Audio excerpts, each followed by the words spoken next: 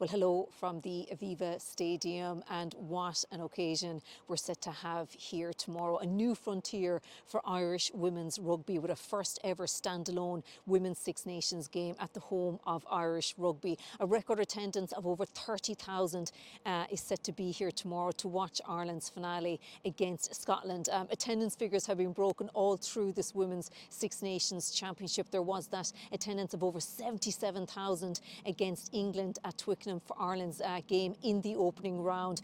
They had a figure of over 7,000 at the Dexcom Stadium for their win over Italy in round two. And of course, there was that sold out stadium at Stade Marcel Michelin for their round three game against France last month. But this group of Irish players will certainly look to hold up their end of the bargain. They are targeting their third win in this Six Nations. They haven't won 3 games in the one championship since 2020, so that's what they're going after here tomorrow. And we got the thoughts of Fiona Tuite after they had their captain's run here today.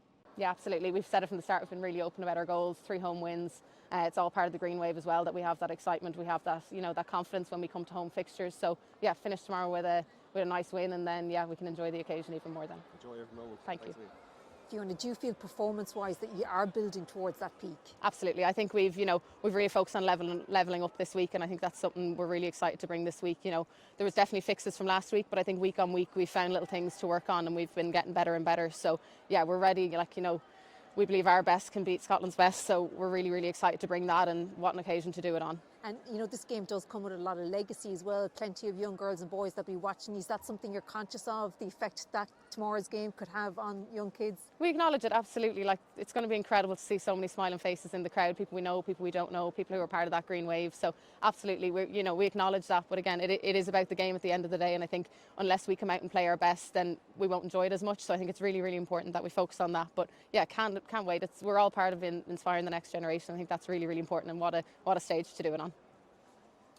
Fiona, what's it been, I know, to play here, but the fact that Eric got capped here as well, does it add a little bit of something? Yeah, it's incredibly special. Geez, to get to play here is insane. To be honest, I never thought I'd get to do it. So it's absolutely incredible. He's up there in the stand now for captain's run as well. So yeah, it's incredibly special. Anytime you get to play here, anytime you get to play at home in general, it's incredibly special. So yeah, I'm absolutely thrilled. It certainly feels like Ireland are kind of building towards a crescendo, building towards a peak for this finale against Scotland here tomorrow. Just the one change to the Ireland team that started the win over Wales in Belfast last weekend. Sam Monaghan makes her first start of the championship.